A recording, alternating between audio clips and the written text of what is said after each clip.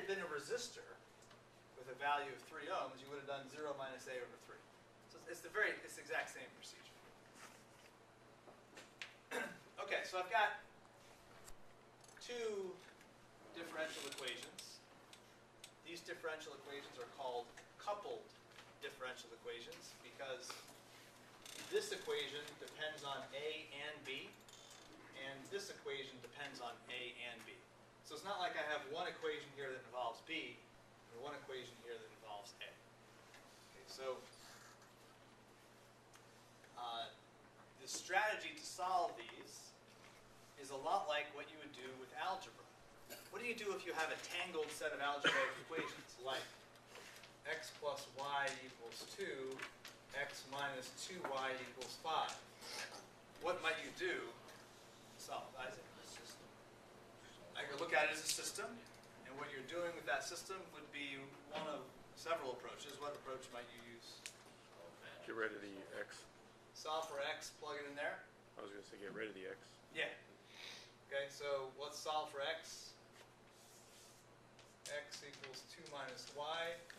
Plug that in there, so I get 2 minus y minus 2y equals 5, and so on. Okay, so let's do the same thing here.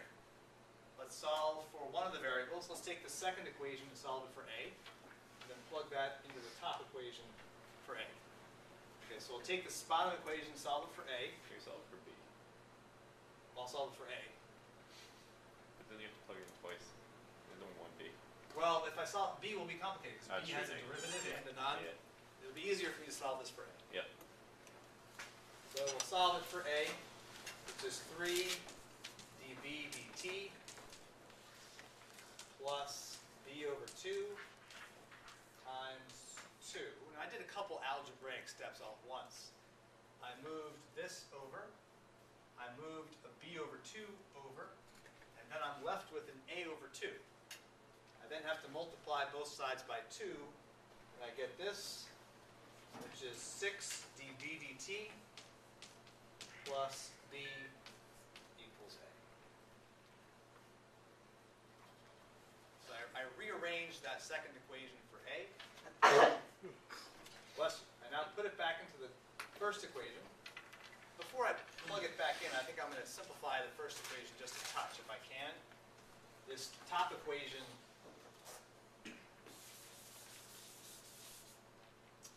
I can combine that and that. So I get negative a over 2 minus a over 2. Negative a over 2 minus a over 2 is negative a. 10 divided by 2 is 5. I'll move that to the other side. b over 2 stays. And then minus 3 dA dt. So I just simplified that top equation a little bit.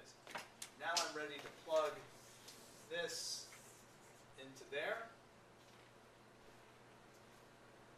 Wouldn't it be negative 5? Yeah, but negative 5 is negative. Thank you. Yep.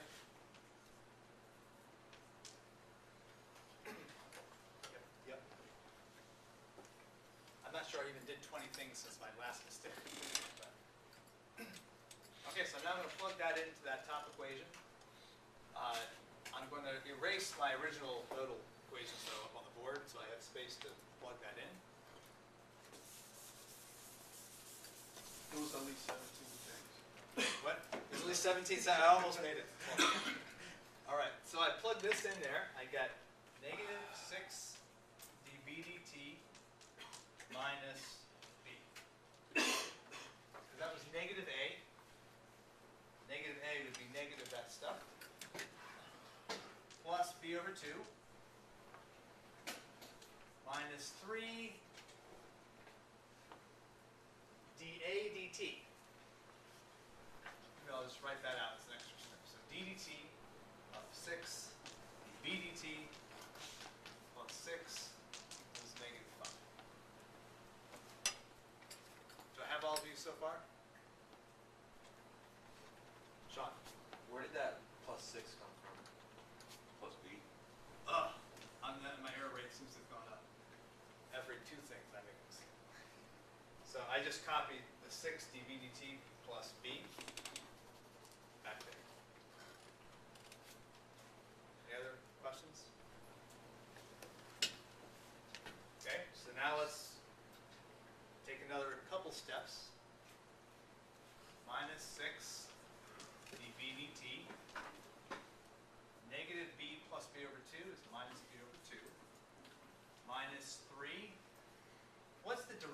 respect to time of 6 dB dt. 6 equals dt squared.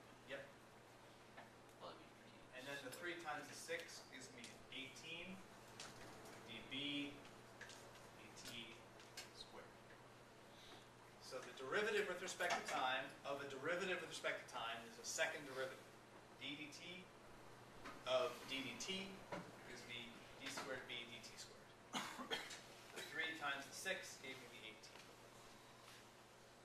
18. ddt of b, that's just dB dt. So minus 3 dB dt equals 0, -5. equals -5.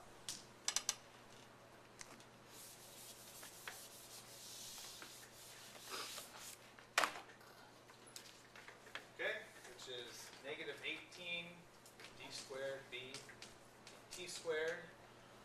Combine those two, minus 9 dB dt plus b over 2 equals -5. Minus b over 2. I just use the signs. You can see it for this particular, something about me today, I'm going to be relying very heavily on the check. Right? All right. Can we solve this? What does that look like? What kind of differential equation? Well, this looks a lot like something times like y double prime minus y prime plus y equals 5, or something like that. It looks a lot like that kind of differential equation. Right? The number here is a -18, that's a -9, that's a -1/2. But it looks like that, right?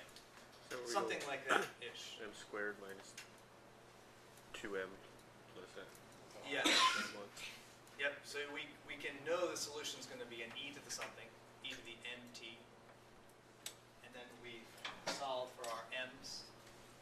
This solution is going to have 2 parts, though, because of that 5. What do you call the 2 parts of your solution? Y C and Y back this order. Some coefficient. You're almost there. You call it a YC, the general solution, Oh, and a yp. and the particular solution. I need to find both pieces and put them together. So I need to find the particular solution, I need to find the general solution. My total solution is the sum of both of those pieces. Then I figure out what my initial conditions are. I put those initial conditions in. I then have an answer. I then subject it to my checks and make sure it's correct. I've got 15 more minutes. I'm not like almost there. I've got, I don't have, even if I were going to skip the quiz, I don't really have enough time to go through all the way through the end here. But we've done the hard part, in my opinion. We have set this thing up. We've taken the circuit. I wrote down my nodal analysis, got the set of differential equations.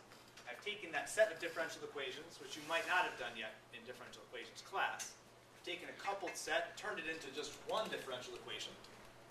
And now I've got an equation to solve, which you have been studying in class so far. So it's a lot. But this is why we require the differential equations class in the first place. So this shows up a lot in engineering. We have some equations we have to solve, and we'll be getting to that. Let me take the last 10 minutes to give you a quiz. Now, let me make a comment on the quiz first. I'm going to put another circuit up on the board like I did last time, ask you to solve it several different ways. Like last time, I will allow you to keep working